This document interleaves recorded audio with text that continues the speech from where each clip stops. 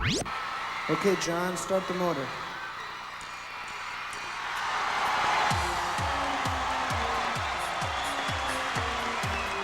Well, welcome to the 1980s.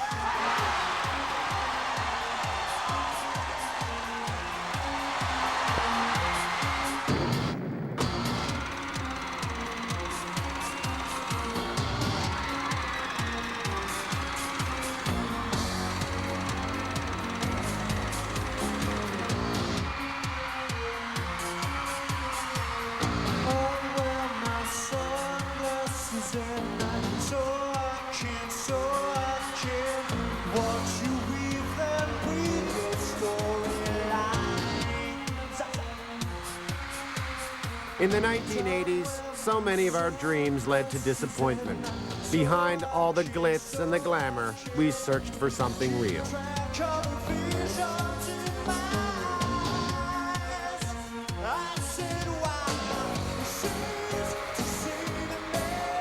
Our politics made a shift to the right. Many Canadians had lost faith in government and our public institutions.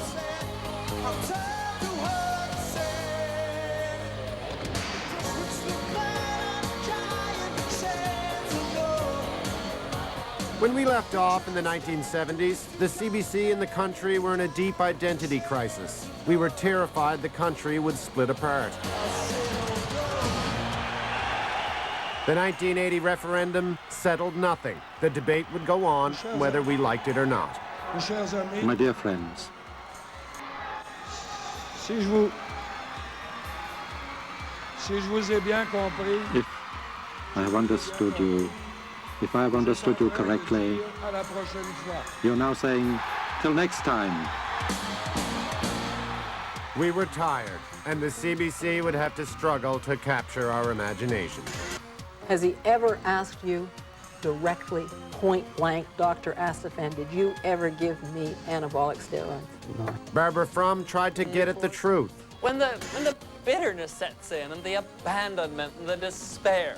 Codco was absolutely scandalous. Where are you then? I don't understand what you're saying. Of course he doesn't like the banging and the smashing. Why would he? He's only this high. Don Cherry didn't pull his punches about anything. To play this game, oh, 8-year-old, this is professional hockey. Global pollution, threat of nuclear war, energy shortages. David Suzuki sounded the alarm about our planet. And even playing a young schoolgirl, how dare you! Megan Follows as Anne of Green Gables had principles. Shirley, what is the meaning of this?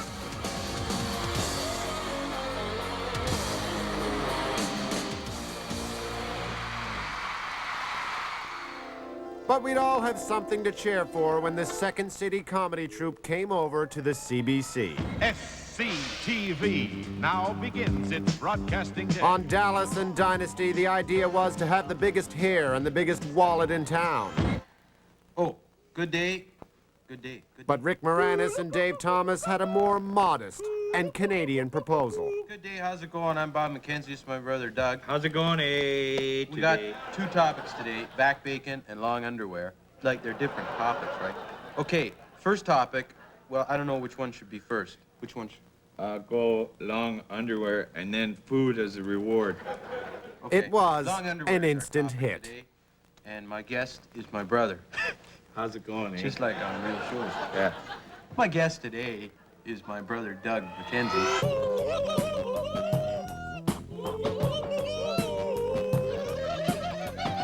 A decade before, we looked to our leaders and political movements to give us meaning and purpose.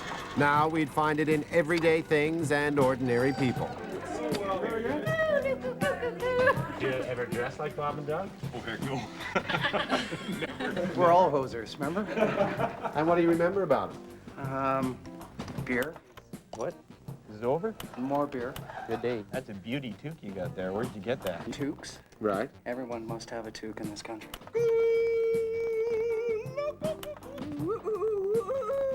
Jeez, that was awful. Wasn't that bad? I thought that was excellent. Okay, the first thing I have to say is, guess who's had a couple of beers? That sounded like a drunken something. Maybe later on this evening after our hockey game, we can come down, we'll try it again.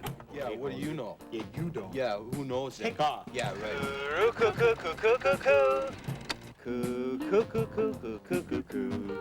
That was wonderful. That was fantastic. Thank you very much. Throughout the decade, our heroes would share something pretty basic with Bob and Doug McKenzie. They were unvarnished and authentic. Across Canada today, Canada's one-legged marathon runner is in Halifax. Terry Fox is running across Canada trying to raise $1 million for cancer research. He calls his running style the Foxtrot. After 25 days in Newfoundland.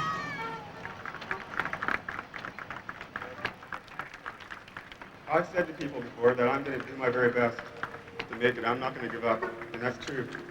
But I might not make it. And if I don't make it... Terry Fox announced he was giving up his attempt to run across the country. He has to give up. The cancer that caused the amputation of his right leg 3 years ago has returned, this time to his lung. Good evening. Tonight, he's Terry Fox died this morning in a British Columbia hospital, 1 month before his 23rd birthday. His family was with him. For I know he will not encumber me. He ain't heavy. He's my brother. Peace be with you, Terry Fox. In Canada, our stories didn't always have Hollywood-style happy endings.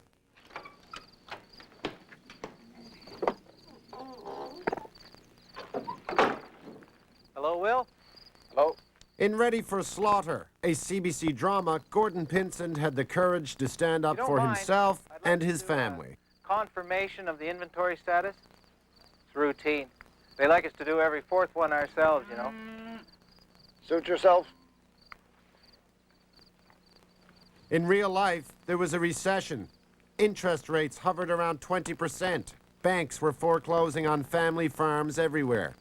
Up till now, I was prepared to deal with you in good faith. Good faith, my ass. You leave me no other choice but to move to protect our investment. Oh, wait. Oh, hold on. What tells you it's yours? Piece of paper? Where? I don't see that. Look around you, man. This is a working farm. This is not a description. I don't plant paper. I don't harvest paper. You and your family don't eat paper. I'm only doing my job, Mr. Hackett. Your job? You don't even see that difference. Your job you can walk away from. You can change it. Forget it. Do whatever you want. This is not my job. This is my life. And you were telling me you're going to take my life from me.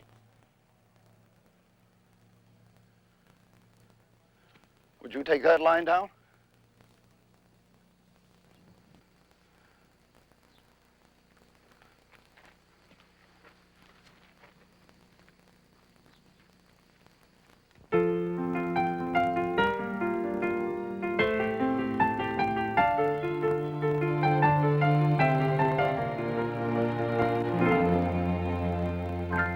The kids of Degrassi also won us over with the way they handle real life. It seemed modern times threw every possible problem at them. Hi, Lisa. Hi, Casey. Hi. Where's Nicholas? I'll handle it. The specialist is keeping Nicholas in hospital for some more tests. He thinks there'll have to be another operation, but that should be the last. That's good news. Yes, it is. But you know, he's been sick since day one. Well, it looks like his brain's been damaged. Your brother will be mentally handicapped. But he looks okay. He is okay. The doctor's sure the damage isn't too bad. He's just going to be a little slow learning things, that's all. Will he get better? No. Will he be able to talk? Of course. That's good. Wake up in the morning feeling shiny and leafy. I gotta go to school. It was a hit. The kids grew up a bit, and a few years later, we watched them go through junior high, and then high school. That someone is staring right at me. Wait, that someone's talking Degrassi had the appeal of a soap opera, but with a particularly Canadian dose of morality. You mentioned Degrassi, it reminds people of their childhood, you know, it's the same as Mr. Dress-Up. Joey and Snake are the stars. They're the big stars of the show, are they? No one was really a star. I guess Joey and Caitlin were probably the biggest stars of the show. You're smart, you're beautiful, you're perfect. What happened to Yick? Yick was best friends with Arthur, and then Yick joined the cool crowd, and Arthur was a loser. Oh. Maya was in a wheelchair. LD had cancer. Oh my God. One of the twins had an abortion. Stephanie K was the one that was on student council. What are you doing? She got sent to a private school because her mother didn't know that she was going to school dressed like a slut. This is grade 8, right? We're supposed to be more mature. Ah. They don't do that at private school. No. And what was the story on Spike? She got pregnant in grade 9. Oh my God, how did that happen? But you can't be pregnant unless you've had sex. You did it? BLT. BLT dated Michelle, and that was, the whole issue was interracial relationships. Oh, he's dating a white girl. Yeah. You really think that I don't know that you're going out with that black boy? Wheels lied to his parents and went to practice with Joey and Snake. And never give up. And then his parents died in a car crash that night. So it was a very dramatic episode. Oh my God. Because he lied to his parents. Well, I guess it's, you know. That's what happens. Yes, that was perfect. Yeah. Yes. All right. Joey, I think that's enough. Did your parents mind you watching this show? I think they knew that, I guess it was the CBC, so it was okay to watch things on the CBC. Maybe our interest in the dramas of real life got a bit much in the 1980s. What's wrong with that lady, Mommy? She's a single woman, dear. Now come away. Lean and lonely. Attention empty nesters. In our frozen food section, lean and lonely lasagna. Also, single shoppers, don't miss our light and loveless Oriental chicken. Lean and lonely. Well, thanks for the ride, Jack. Mom is worried sick about you, Maureen. At your age, to be living all alone, rattling around that big old house. The house is not that big. You're 36 years old, Maureen. You're not married, you got no youngsters, you're living up there like some kind of old bag. Well, thanks again for the ride, Jack. Lean and lonely. Nobody home. Codco was a made-in-Newfoundland comedy troupe that had formed a decade earlier, and now they were given a national television slot.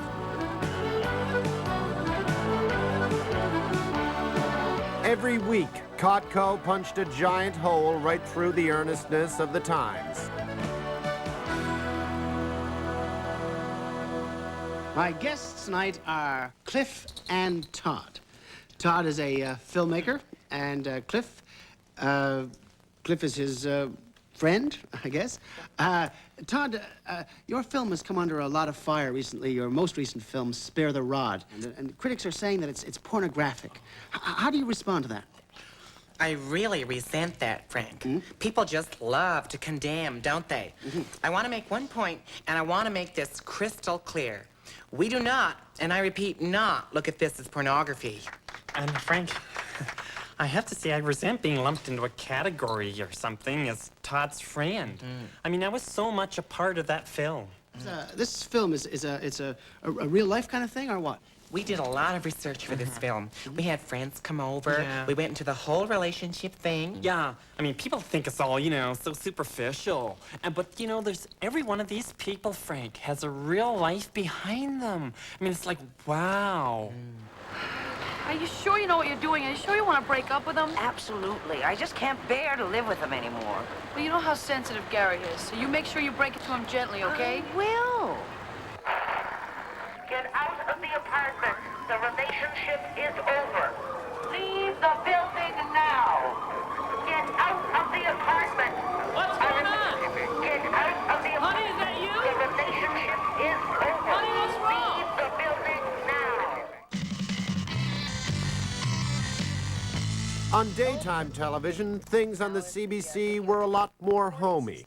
Ellen Roseman, you have looked into this. Yeah, there are two systems. There's the Beta system, and everybody knows the Sony Betamax. That was one of the original machines. And there's the VHS system. That stands for Video Home System, and it was made by Panasonic. The VCR meant even more choices in your living room. Not so many companies make The CBC would have more competition for viewers than ever. Just push stop. Citizen Kane's disappeared. Do you have to push anything else? No, that's it.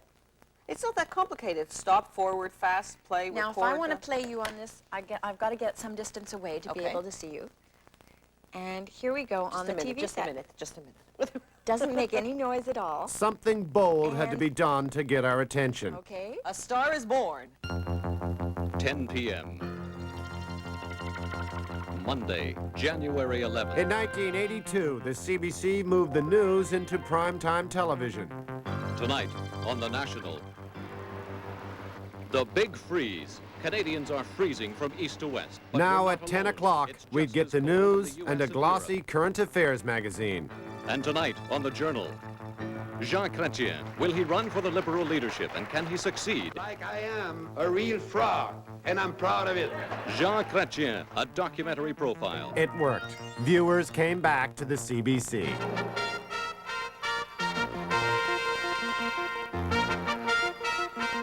The National.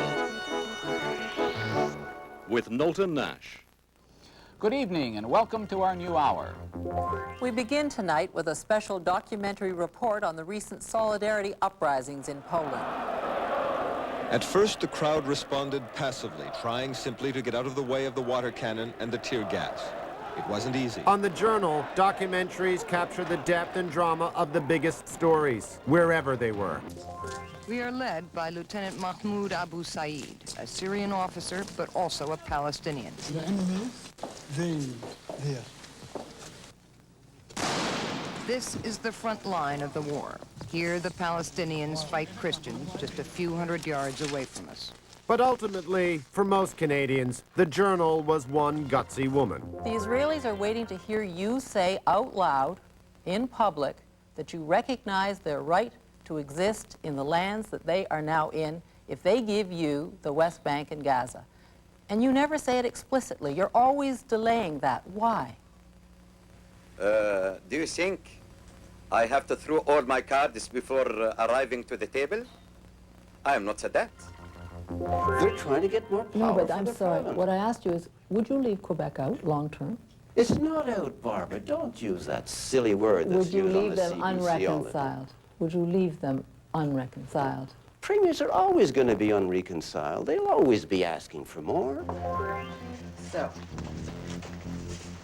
Night after night, we tuned in for Barbara Frum to help us navigate the times. Good evening and welcome again to the Journal's Forum on AIDS. It is our understanding that the AIDS virus has been isolated in tears, mucus, and saliva. Even though we have been reassured that, quote, there is no evidence to indicate that AIDS can be transmitted in these ways, can you guarantee 100% that our children will not contact the disease at school? How does your child get to school? He walks to school. Crosses the street? Yes, with a crossing guard. And somebody could, in a runaway truck or runaway car, zoom down the street. Does the daycare worker have to know which child is carrying the AIDS virus? For much of the 80s, before the airwaves became clogged with information programming, the National Journal Hour was the CBC for Canadians. It was the place to connect with each other and the world. The hour got our attention. The size of the disaster is stunning. At Quorum in the mountains, 200,000 plead for help at centers which can feed only a tenth of that. Brian Stewart's news reports from Ethiopia in 1984 helped trigger a response that made history. These are among the toughest people on earth. But even for them, months of famine is too much. At a time when it was becoming harder and harder to have faith, the actions of thousands of individual Canadians were a powerful antidote. Medical staff say they're short of everything. But above all, they plead to the world for the starving. What I have here are some images from Brian Stewart's report on the Ethiopian crisis. When I first looked at these images, I thought it was some sort of a media ploy, that it couldn't possibly be. I couldn't handle the thoughts of a child that wasn't getting something to eat. but it was a disaster that was happening in slow motion. It was happening over time so that there could be an opportunity for intervention. That just really played on my heart very heavily. A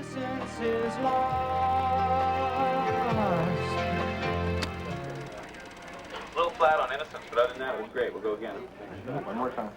Somehow our... That's my sound, man. Roll playback. Were you prompted to do something? I was moved to do something. Our family was.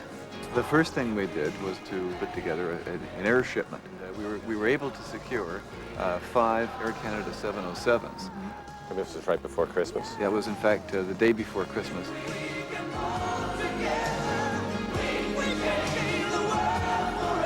And so we asked to sponsor a child, and we were connected with a little girl. And we've been sponsoring children ever since. And the aircraft were sealed up, and they spun up their turbines, and they finally got off and climbed up, and they made a big port-hand turn out over the water. And once the taillights disappeared into the broken cloud, and that was just before midnight. It was really something.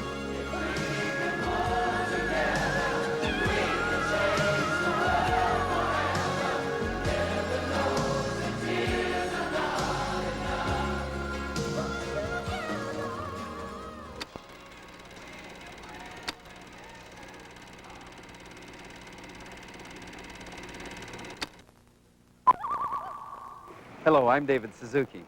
This is the first of a special series of 8 programs that examines our attitudes to nature and asks questions about the impact of our science and technology on both ourselves and the world we live in.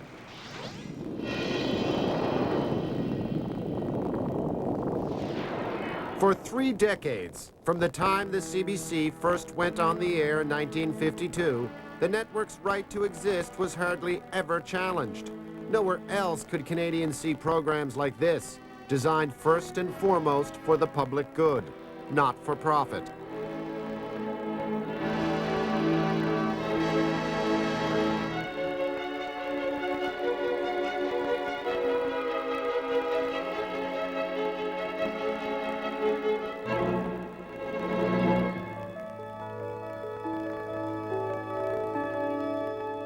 David Suzuki transformed nature programming.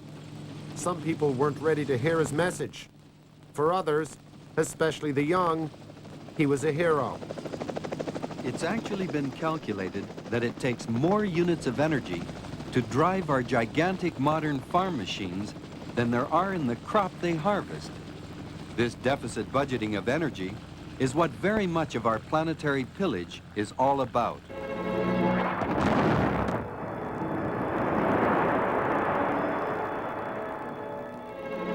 Most resource developers see the subdual of the earth as not only necessary, desirable, and profitable, but also natural. Survival of the fittest. CBC television. Special moments. A special place. Hey, waitress, pour me another cup of coffee. Pop it down, jack me up, shoot me up, get me down the highway. It also went, almost without saying, that the CBC was an important link to the past. Tommy Hunter reminded us of more innocent times in the tradition of Don Messer and Sing-Along Jubilee. Ooh, I'm driving my life away, looking for a sunny day for me. But things changed dramatically since those cozy days. Now we were being called taxpayers, not citizens. Good evening. Brian Mulrooney's victory tonight is simply awesome. His Progressive Conservatives won the most seats ever in Canadian history, 211. The Tories crushed John Turner's Liberals, though Turner did win his own election in Vancouver Quadra. Brian and Mila Mulrooney in their finest hour, fulfilling... With echoes of Thatcher and Reagan, Brian Mulrooney promised jobs, jobs, jobs, and less government. Mulrooney is 45. He's a labor lawyer and the son of Benedict Mulrooney, an electrician once at Q&S, a local paper mill. Which meant the CBC was put on notice. It was time to tighten some belts and get more programming with fewer bucks.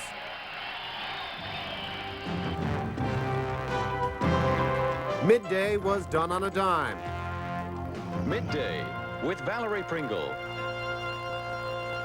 Now, basically, I thought yuppies, or I think yuppies, God forbid I should think I am one, are boring, selfish, materialistic jerks who are just looking like for the best pasta. What's funny about them? Their shortcomings, their likes, their dislikes, their phobias. You want to try it? Oh, you just blow up his nostrils? Blow up her nose. Her. Yeah. Blow up gently. And we'll get her stretched. See how she's relaxing?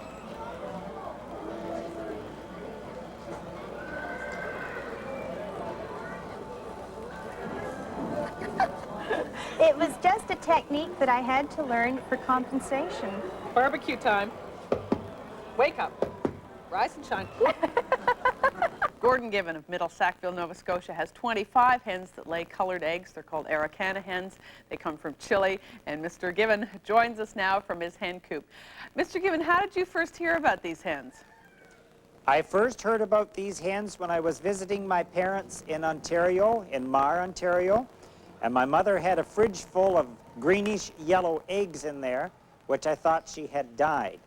This was the thing that sparked my interest in locating this type of chicken.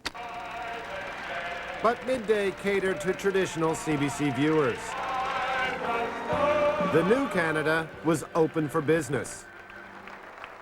Sure they'd steal your heart away. CBC would have to get into business too.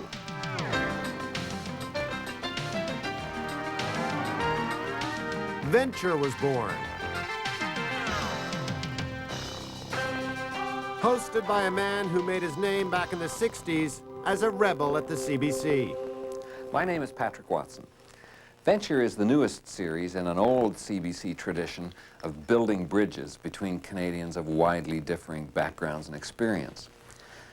Over the last 3 decades, there has grown up a kind of warfare between people in the business community and us television journalists. Venture was going to change all that, getting to the real stories in the business world. Tim Barnett is checking in with his office. Hello, Claudine. How are you? He's using his new high-tech cellular phone. It's got no wires, no jacks, and it travels anywhere. The people selling it claim it's the productivity tool of the 80s. It could equally be an expensive bust. If you just have her call me on my cellular phone, I'd appreciate it. This gadget doesn't come cheap. It costs between $2,000 and $6,000 just to get the equipment, and there's call charges on top of that. The show did well. Now more than ever, success meant being competitive and entrepreneurial. And the more conspicuously you consumed, the better. 80s glitz starred on this episode of Seeing Things. How much did you say you paid for that dress? $600. $600? You could have bought a microwave for $600. Louis, I'm teasing. You know where I got this? Where? A second-hand clothing store where all the rich people go. They wear it once, they throw it away. This looks like something Mrs. Marcos would have worn. This dress could belong to the Filipino people. Louis Del Grande plays an intrepid newspaper reporter who has values, scruples, and supernatural powers. That's why he happens to be there to save this oh-so-80s archetype from certain death.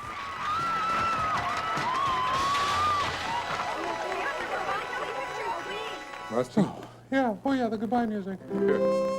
Life now was so much more glamorous, and faster too. Reverence. What's that? Well, that's where you bow and say thank you. Here. Many of our treasures from the past seemed quite out of place. For the CBC decision makers, 2 puppets and a giant on the same set every day weren't going to be enough anymore. It's late. This little chair will be waiting for one of you. The rocking chair for another who likes to rock. A big armchair for 2 more to curl up in. You come again to our castle. I'll close the big front doors. Friendly would bid his last goodbye. Bye. Goodbye.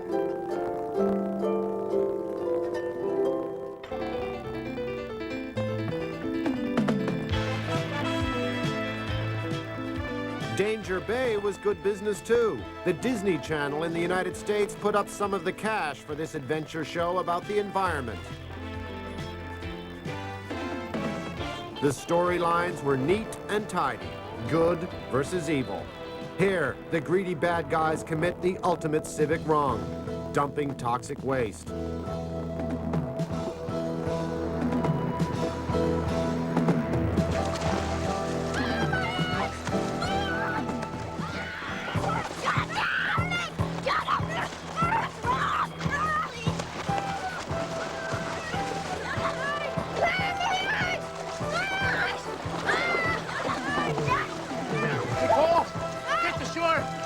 I'm here, Jonah. I got you. Hang on, son. Come on, guys, speed it up. Speed it up. Donnelly Rhodes, the star of the show, always gets his man. For Disney, Danger Bay came complete with chase scenes and fight scenes and happy endings. You're under arrest, mister. Are you okay? I think I cracked my knuckle. Remember, at the time, making deals with the U.S. was very big. The National with Moulton Nash. Good evening. The biggest name in Canadian sports, the man hockey fans call the Great One, is going to the United States. There comes a time when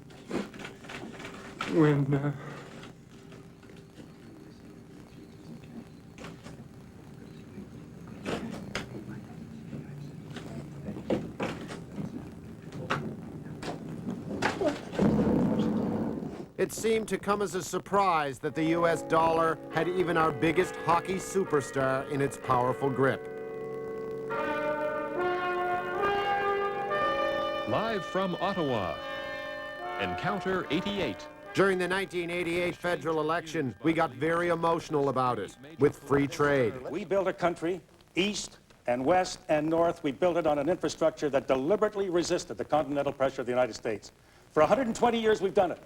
With one signature of a pen, you've reversed that, thrown us into the north-south influence of the United States, and will reduce us, I'm sure, to a colony of the United States, because when the economic levers go, the political independence is sure to follow. Mr. Turner, just one second. Once any you nation, do not have a monopoly on patriotism. And I resent the fact that your implication that only you are a Canadian. I want to tell you that I come from a Canadian family and I love Canada. And that's why I did it.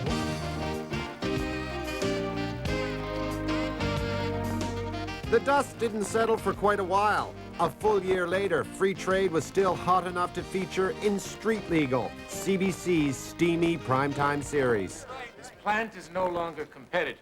Now that's the bottom line. Now, wait a minute. This has nothing to do with you and everything to do with free trade. Now the tariffs are gone, it's cheaper to produce in the States. Who are you? Leon Rabinovich, representing the government of Canada. This has nothing to do with free trade. Midcor's getting out of the business. Now you've got a generous severance package that I'm sure your union will approve. Then they'll be approving an illegal document. This isn't Ohio, McLean. Ontario law guarantees 8 weeks' notice and a week's pay for each year worked. This doesn't even come close. Hey, let me see that. You know he's right. We can talk about it. We're still screwed for our jobs. We'll see about that. Yeah, but there'd have to be a loophole in the agreement where he could work for himself for the layover. No problem. But most viewers remember Street Legal for its other side. I think it's bloody brilliant. Oh, I think you're bloody brilliant.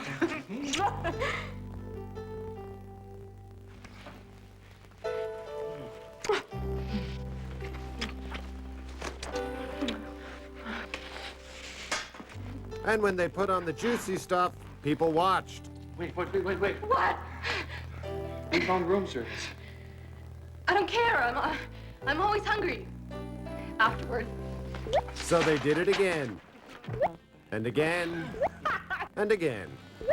Or in the bathroom. Or on the kitchen table. You're very crude, you know that? Well, enough of that. Because the biggest hit of the decade was a much more decent story.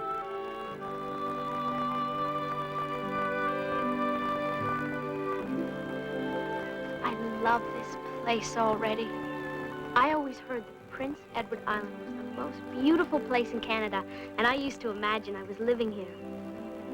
This is the first dream that has ever come true for me. There was no attempt to be anything but Canadian here. It's always been one of my dreams to live by the sea. Anne of Green Gables is as much the story of a remarkable little girl as it is about our very proper past. This is a friend and neighbor of mine, Mrs. Rachel Lynde, and Shirley. How do you do, Mrs. Lynde? Well, her looks are certainly nothing to consider. I mean, she's terribly skinny and homely, Marilla. Come over here, child.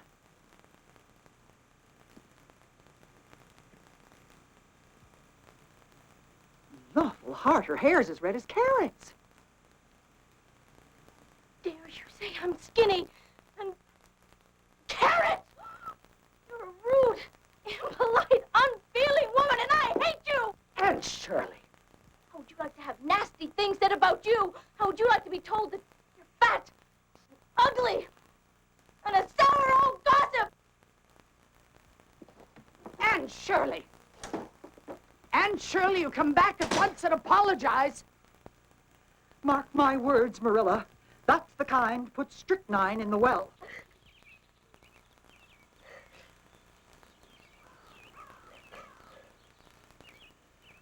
The secret was simple.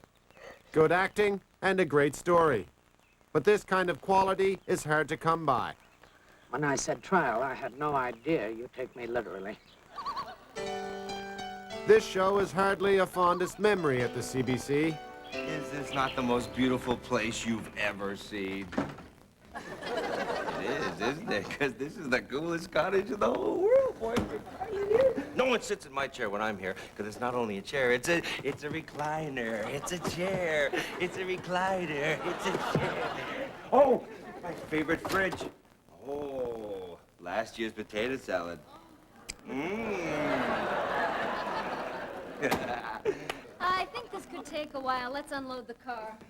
And Wally the fish. Remember Wally the fish? My first catch. Oh, you still mad at me, buddy? Come on.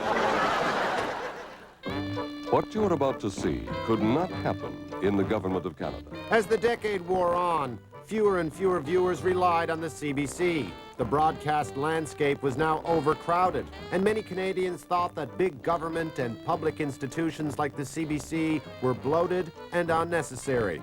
And sitcoms like this didn't help. These are all the current projects that Grit's involved in and their total cost to date. Well, let's start adding them up. All right.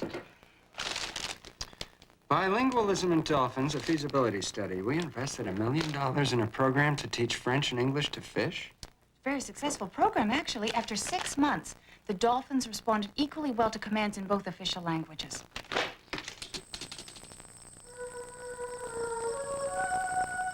The CBC had to go on an all-out offensive to prove that it was still vital to life in Canada. The dreams dearest to my heart are right here. The people in charge had to make some innovative choices. Passion, drama, and romance. It's all in the stars on CBC television. Best on the box. Coming soon to Waterworks. Anne of Green Gut. The heartwarming tale of a recalcitrant orphan from that other island. A not-so-precious island in a not-so-perfect cove. CBC at its best was a program like Codco that didn't try to be anything like American television. Just rocks, I guess. All up there, all up there. So, what's this wonderful place called? The Gut. This is Green Gut? Yeah, they call it the Green Gut because of the slime. Oh. So the sewage just dumps right into the gut there, eh? No, awful. Fish awful. Guts, gizzards. Yeah.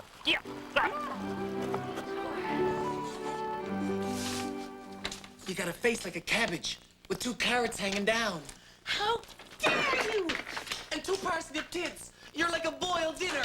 Are you ever gonna call me a boiled dinner again? Are you? Are you? No. Ugh. And you got an arse like a sack of potatoes. Oh, jeez. You're like a friggin' farm on 2 legs. The tender tale that Lucy Maud Montgomery wrote during her agonizing withdrawal from Anne of Green Gables. I knows. I put everybody. Never goes on them. Anne of Green Gut. CBC would have to search out more that was strictly Canadian. That's a perfect circle. That makes the tops for the covers. For the milk cans. Along came a regular guy from the Ottawa Valley named Wayne Rostad, who began a uniquely Canadian treasure hunt.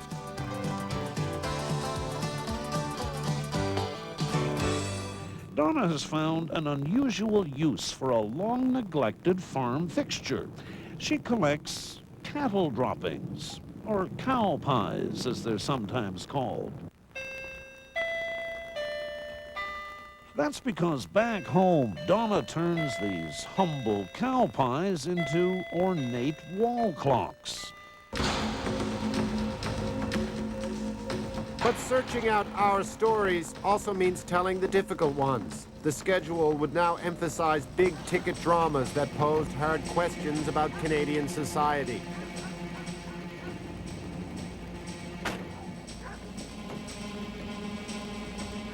Justice denied made us ashamed of our legal system, and it did it in prime time. I'm here to arrest you for the murder of Sandy Steele. You need not say anything. You have nothing to hope from any promise or favor, and nothing to fear from any threat, whether or not you say anything. Anything you do say may be used as evidence. It was the story of Donald Marshall, a Mi'kmaq Indian from Nova Scotia. He spent 11 years in prison for a murder he did not commit. I don't care what you got against me. I never did it. You're in big trouble, lad. In. Gentlemen, have you agreed upon your verdict? Yes. You find the accused, Donald Marshall, Jr., guilty or not guilty? Guilty? No.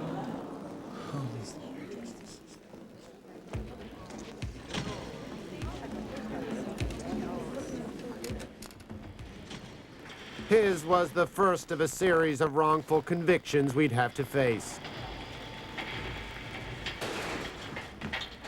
97 stairs up, 97 down, 8 times a day. Drugs get you through the days, not the nights. Always keep your pants on and don't take no shit, ever. Because the vultures eat the weak ones first.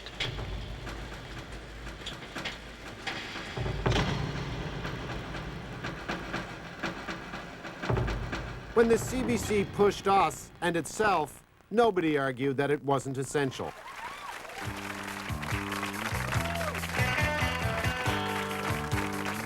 The viewer got more edgy comedy, too.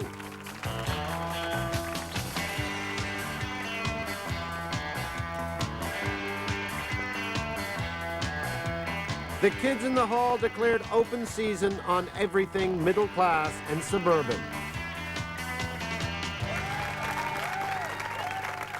I love you guys. Look at me. No, hi, Dad. Have a nice vacation. Just leave the keys on top of the TV. I'll be in my room. Bye. Brian, get back here, young man. What? Oh, my God. Would you look at his eyes? Red as a rooster. You're high. You were at a crack house, weren't you? Yeah, Mom. I was at a crack house. Fran, really? A crack house in Woodland Heights? Where, up by the Safeway? Gordon, get with it. They're everywhere. Yeah. Okay. Actually, Mom, you're right. You know what? I'm actually running a crack house. Yeah. Me and my friends got together and started a little crack house to raise money for college. I mean, you always wanted me to get a higher education, right? Hey, you watch your mouth, young man, or I'll watch it for you. Stop it, the both of you. Hey, you know what you are? You're a yuppie. That's right. I just made that word up. It's my word. And I'm crushing your head, yuppie. Wish. Where do you idiots come from to get your head so terribly crushed? Oh, it was a crazy, crazy time for me. I was the top male model for an Egyptian line of jeans. And my face and figure were plastered on billboards all over the Middle East. And still the fighting continued.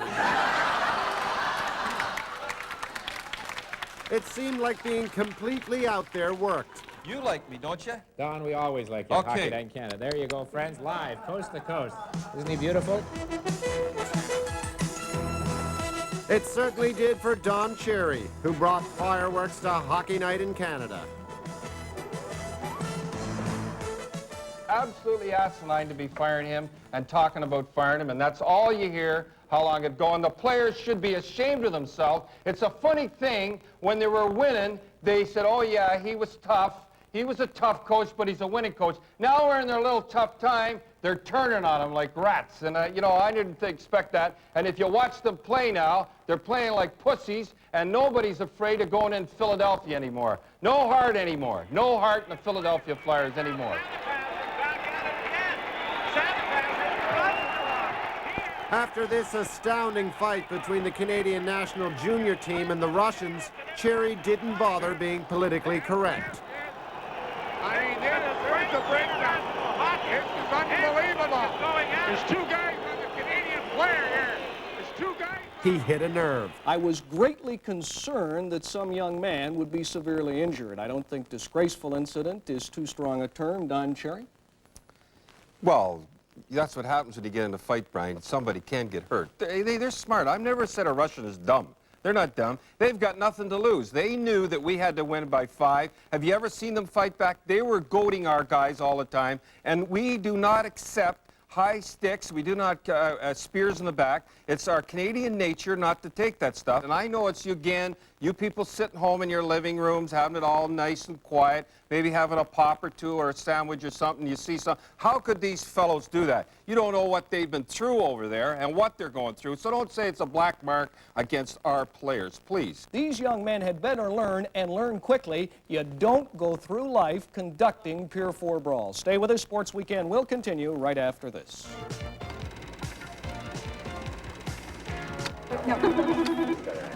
Hello, Salon Spa. This is Melanie. Okay. What do you think of Don Cherry? I think he's pretty good. Do you? He's very entertaining. He's not afraid to speak for what he believes in. And I think he believes in Canada. I like his dog. What would you do to him? Makeover-wise? Wrap him up in mud. Would you? Oh, yeah. That's the best you can come up with? That you like his dog? Definitely a pedicure. Pedicure starts at $40. That's a bargain. Is that both feet? He'd look good as a blonde. The white hair is attractive. His new look is good. You know, he's got the sort of the goatee. 70 to 105. But men don't get waxing, right? Yes. Yeah, they do. No. Yes, they do. He's, I don't know, he looks like he might be, You might what to? be a little bit hairy. Definitely massage would be good. How often do you agree with his opinion? Pretty much all the time. He's pretty close to being right on. Okay, so we're putting him down for the, Just wax? I guess. There we go. I just think everybody's worried about stepping on toes and says what he wants to say, and if he hurts anybody, he's sorry, but he's got to do what he's got to do. What are you bringing for lunch? Healthy food. Yes. Yeah. Vegetarian wrap or something. I don't think that's going to fly. He wants a steak. If you had to find a job for Don Cherry, what could he do? Well, it wouldn't be prime minister, that's for sure. No. And so what's the grand total you're thinking? $300. Yeah. Worth it, though, I bet. Oh, totally worth it. Totally worth it. He gets to spend the day with us. Bye, Don.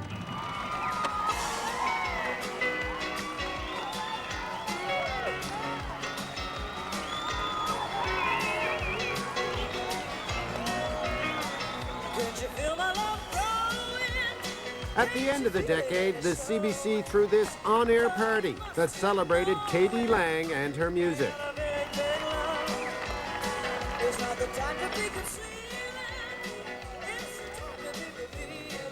Like Don Cherry and so many heroes of the decade, she was a strong, unvarnished individual, doing her own thing. This special captured the feeling that in Canada, by the late 80s, nothing could stop anyone. Women, minorities, anyone at all in our multicultural society from pursuing their dreams. History was proving that we could no longer be certain of anything. Yet in all the confusion, there would also be moments of joy. And now, when you tuned in, it was all there, almost all of the time. Television history was made this morning. CBC News World finally signed on, but not all. The CBC would search to find its place on the television landscape, where there was now a relentless stream of information and choices. Here's how the era of non-stop news in this country began.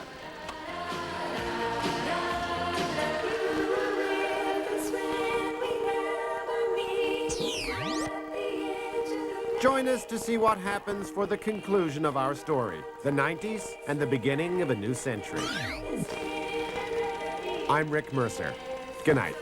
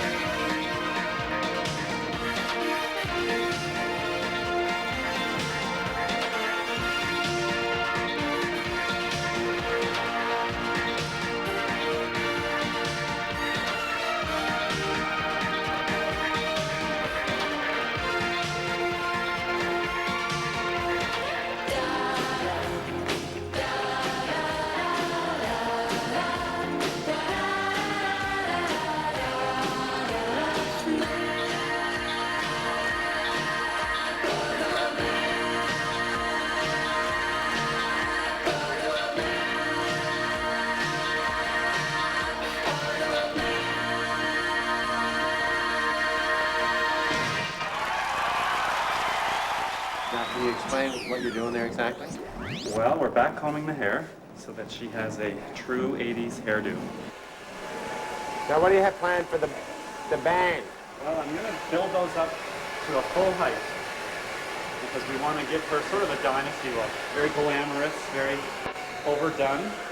Everything in the 80s was about bigger and better. I'm going to try to build a little bit of surf and weight right at the front of the hair so that it looks like a wave crashing towards the forehead. That's nice. So the base is the beach in the 80s. Yes, definitely. Right. A lovely beach. Just about finished here. We have her all baked up. She's ready to go out on the town. All glamorous looking. Okay. Well, you look fantastic. Do you like it? No, I think I'll get it washed.